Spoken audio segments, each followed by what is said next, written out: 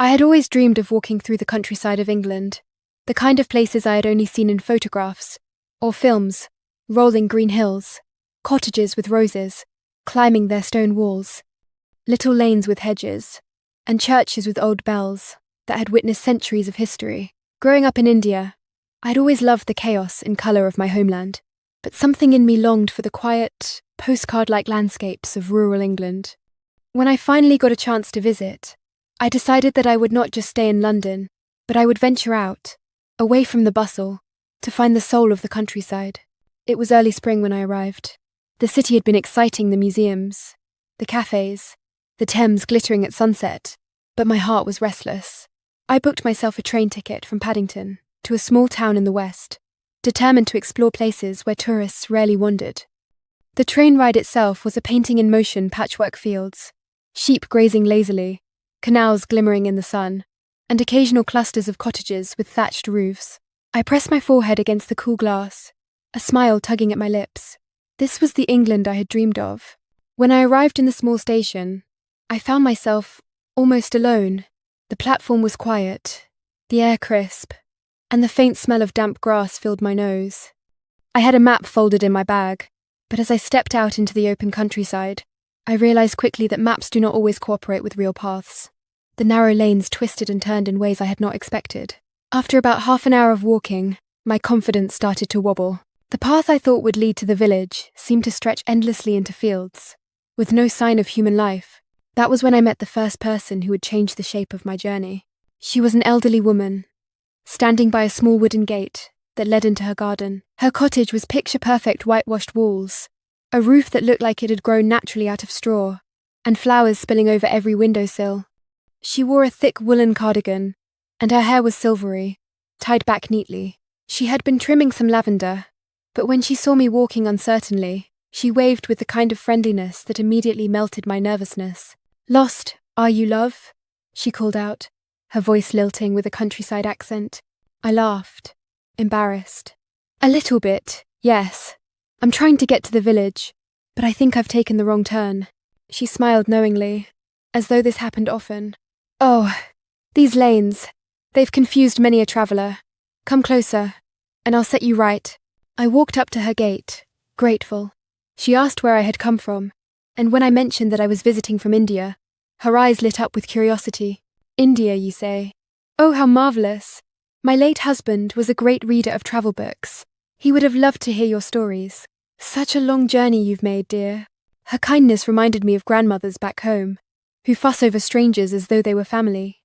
She explained the paths to me, but not before inviting me into her garden for a cup of tea.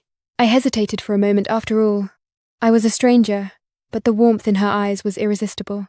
Her cottage smelled of baked bread and herbs. She poured tea into delicate china cups, and we sat by the window, talking. She told me about her life, how she had lived in the same village her entire life, how she baked scones for the church fair, how the seasons marked her days. In turn, she asked me about India, about my family, about what had drawn me so far away from home. As I listened to her stories, I felt a deep calmness. She embodied the rhythm of countryside, life unhurried, rooted, content. When I left, she pressed a small bunch of lavender into my hand. "For luck," she said with a wink. With her directions, I found my way to the village easily. Cobbled streets wound between stone cottages, and a little pub stood proudly in the square. I wandered into a bakery, bought myself a pastry, and continued exploring. But as the afternoon sun stretched long shadows across the fields, I realized I had another problem. The last bus back toward my inn was hours away, and walking the entire distance seemed nearly impossible. I had misjudged the timings. I was standing by the road, considering my options, when I heard the hum of a bicycle behind me. A young man, probably in his late 20s, stopped beside me. His cheeks were flushed from cycling, and his rucksack looked heavy. He smiled politely, noticing my uncertain expression. "Everything all right?" he asked. I explained my situation, and he immediately offered help. "I'm heading toward the main road, where you can catch a bus that runs later in the evening. If you don't mind walking alongside, I'll show you the way." Relieved, I agreed. We fell into step together, his bicycle rolling beside him. His name was Oliver, and he was a schoolteacher in the next town. He loved cycling through the countryside after work, calling it his therapy. As we walked, we talked about everything: the differences between English and Indian classrooms, the food we loved, the challenges of living in cities versus villages. His energy was bright and youthful, so different from the calm wisdom of the old woman I had met earlier. At one point, we stopped by a meadow where wildflowers danced in the breeze. Sheep grazed peacefully, and the air smelled of earth and blossoms. Oliver pointed out landmarks: the old oak that was rumoured to be 1,000 years old, the church spire that guided travellers home, the little river where children caught minnows in summer. He spoke with such affection for his countryside that I felt as though the landscape itself came alive. In his voice, I heard pride, but also a kind of invitation to see beyond the postcard beauty and feel the beating heart of the place. By the time we reached the bus stop, the sky had turned shades of pink and gold. I thanked him, sincerely. He shrugged modestly, saying, "Travellers should never be left stranded. You remind me of the exchange students who come to our school. Always a story to tell." The bus arrived, and I climbed aboard, waving goodbye. As the fields blurred past the window, I held the lavender from the old woman in one hand and thought of the kindness I had received that day.